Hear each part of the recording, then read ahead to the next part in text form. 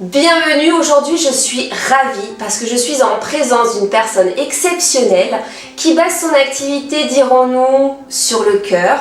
Et donc je suis en présence aujourd'hui de Clotaire. Bonjour Clotaire. Bonjour Sandrine. Comment vas-tu? Ça va et toi? Très bien.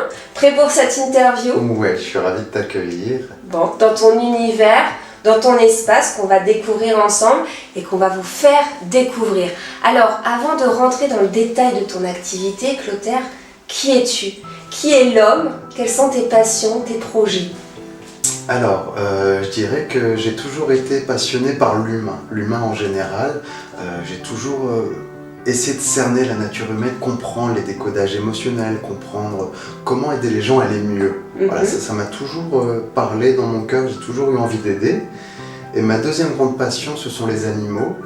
Et ça m'a conduit il y a des années à vouloir être vétérinaire, je voulais être ornithologue, mais j'ai pas la tête, moi j'ai pas les compétences pour faire ça, c'est trop d'études. Ouais. Donc du coup j'ai pris un raccourci qui a duré 2 ans, c'est un diplôme de guide naturaliste, où du coup je faisais des visites guidées en anglais, en espagnol, en néerlandais, et je travaillais dans les fermes pédagogiques, je pouvais travailler dans les zoos. Donc ça m'a permis de garder ce lien avec les animaux et transmettre des valeurs de sensibilisation et aussi de protection.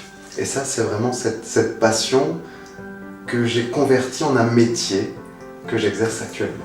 Waouh, alors ça c'est ce qu'on appelle de la transition, merci Clotaire, elle est juste parfaite. Donc en parlant justement de ton activité qui allie justement toutes ces passions, qu'est-ce que tu peux nous dire exactement? Parce que tu as plusieurs cordes quand même... Cordes à mon arc. Oh, exactement, hein, donc quelles sont-elles? Alors du coup, je suis formateur, thérapeute et conseiller dans le développement personnel, particulièrement dans la spiritualité. Donc c'est-à-dire cette ouverture d'esprit et de cœur qui accepte la notion d'âme, qui accepte aussi la notion de l'invisible et la notion aussi de pouvoir être guidé là-haut par nos anges gardiens, par exemple. Voilà, tout ça c'est vraiment mon domaine de travail. Donc je forme des personnes, je les aide et je leur propose des thérapies pour du coup aider, recentrer et libérer toutes les émotions lourdes. D'accord, donc dans le contexte dans lequel on vit aujourd'hui avec pas mal d'anxiété, de tristesse, parfois même de colère et de frustration, tu peux aujourd'hui apporter une aide précieuse à ces gens-là? C'est ça, à condition qu'ils veuillent s'en sortir, qu'ils veulent faire la démarche, bien sûr. Je ne suis pas sauveur, je n'ai pas de baguette magique, je ne fais pas le travail à la place des gens, mais je travaille avec, on va dire, en magnétisme extractif qui permet de libérer un petit peu, tu sais, comme si on avait des sacs autour de nous. C'est ça, comme tu l'as dit, colère, tristesse, culpabilité, angoisse. Et du coup, on les libère et ça apporte aux gens une bouffée d'oxygène. Et c'est la même chose que je fais pour les animaux. Parce qu'en fait, avec l'expérience et le temps, je me suis rendu compte que les animaux fonctionnent pareil. C'est-à-dire qu'ils accumulent des émotions lourdes, ils accumulent les émotions de leur maître aussi. Des fois, les animaux sont des éponges et ils peuvent même aller jusqu'à avoir des maladies. Et tout ça, c'est lié à leurs interactions. Et donc, du coup, je me suis spécialisé dans la communication animale. Alors ça, on va faire un petit temps d'arrêt là-dessus. Qu'est-ce que tu peux nous dire sur cet accompagnement thérapeutique vis-à-vis des animaux? Alors, il se fait de 2 manières. La première chose, c'est que c'est une communication sans que l'animal soit là. C'est ce qu'on appelle une communication d'âme à âme, de cœur à cœur. Voilà. De cœur à cœur. De cœur à cœur. D'où ma présentation du départ, de cœur à cœur. Qui permet de se connecter. Et la première chose que je fais dans mon protocole, c'est que je décris l'animal, son caractère, mais aussi des souvenirs, des habitudes, des comportements, des choses que je ne peux pas inventer en fait, qui viennent de l'animal et qui permettent d'être sûr que je suis bien connecté à l'animal, mais aussi de rassurer les personnes, parce que c'est pas une démarche ni un métier qui est banal. Et du coup, les personnes sont rassurées, donc du coup, après elles peuvent poser des questions et échanger sur les problèmes de leurs animaux, des problèmes comportementaux, des problèmes territoriaux, mais aussi comprendre aussi leur langage intérieur, c'est-à-dire leur bien-être, leur mal-être, leur souffrance, leur message aussi. Voilà, ça c'est vraiment ce qui me plaît le plus et c'est ce que je fais depuis 5 ans maintenant. Alors j'allais dire c'est magique, mais il n'y a pas de magie. Non, il n'y a pas de magie. Si on pouvait rassurer aussi, parce que ce sont des métiers, des techniques peu connues, basé sur une certaine spiritualité aussi. On a certaines idées reçues sur ces activités. Eh oui, comme tout. Voilà, donc pourquoi tu t'es spécialisé sur ça? Alors, mon cœur de métier, moi, c'est lié à mes deux passions, les humains et les animaux.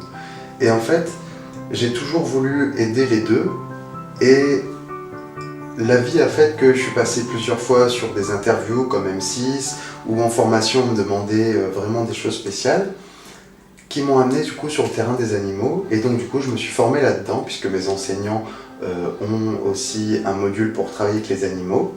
Et du coup j'ai commencé à développer l'expérience là-dedans, avoir des bons retours, des bons résultats. Et du coup je me suis dit waouh, c'est génial, même à distance ça marche. Donc je vais continuer là-dedans et me développer dans ce domaine. Parce que aider les animaux sur un plan émotionnel, c'est aussi leur permettre d'aller mieux, d'être plus équilibrés. Et ça, c'est forcément pour le bonheur de leur gardien, tout simplement. Pour le bonheur de tout le monde, exactement. De tout le monde, exactement. Oui, le leur et ceux de leur entourage. Ça. Donc ça, c'est une très belle chose. Tout à l'heure, tu m'as montré 2 ouvrages que tu aimerais mettre en avant. Donc, je t'en prie. Ah, c'est gentil, merci de cette Je t'en prie. Alors du coup, comme je vous l'ai dit, je suis formateur dans le développement personnel et thérapeute. Et du coup, je suis parti de rien, c'est-à-dire sans connaissance, et je me suis formé depuis 2006. J'ai commencé par le Reiki, et j'ai réussi à vivre de mon métier passion en à peu près 2 ans, 2 ans et demi. Et j'ai à cœur que tout le monde puisse le faire, surtout ceux qui découvrent les techniques énergétiques, mais aussi ceux qui ont envie de se reconvertir dans un chemin de vie. Donc du coup, j'ai écrit ce premier livre, qui est un manuel de formation de la pratique Reiki au métier de thérapeute, qui permet vraiment de vivre de sa passion. D'accord, super. Le deuxième, c'est parce que je suis vraiment dans la spiritualité depuis, on va dire, une vingtaine d'années, depuis la mort de ma mère exactement, quand j'avais 18 ans. Et du coup, toutes les expériences que j'ai vécues, elles m'ont ouvert l'esprit, elles m'ont surtout nourri une foi intérieure que je transmets aujourd'hui.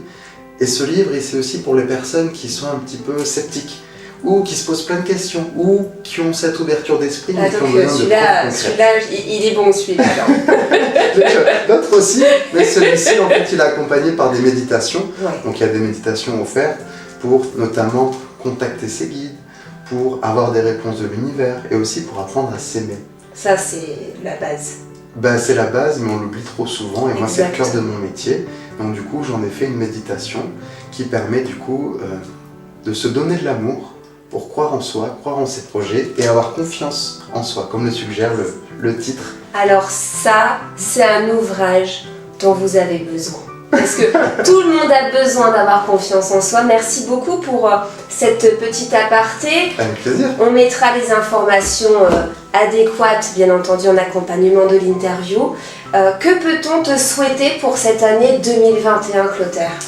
Pour 2021, je vais nous souhaiter à tous la fin de la crise sanitaire, avec bien sûr une compréhension aussi spirituelle et des leçons qu'on a vécues à travers cet isolement, à travers cette période aussi de récession économique, d'isolement social.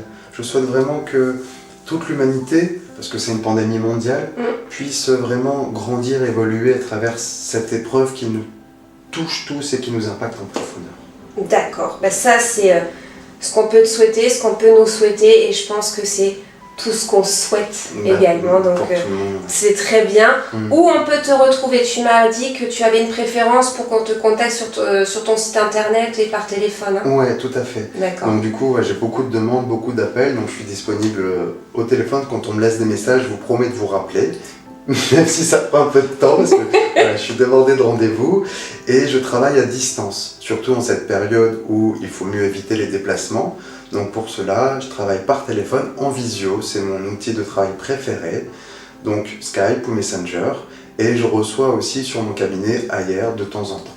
D'accord, très bien. Le petit mot de la fin, un mot positif. La communication. La communication. La communication. Voilà, communiquez, aimez-vous, aimons-nous.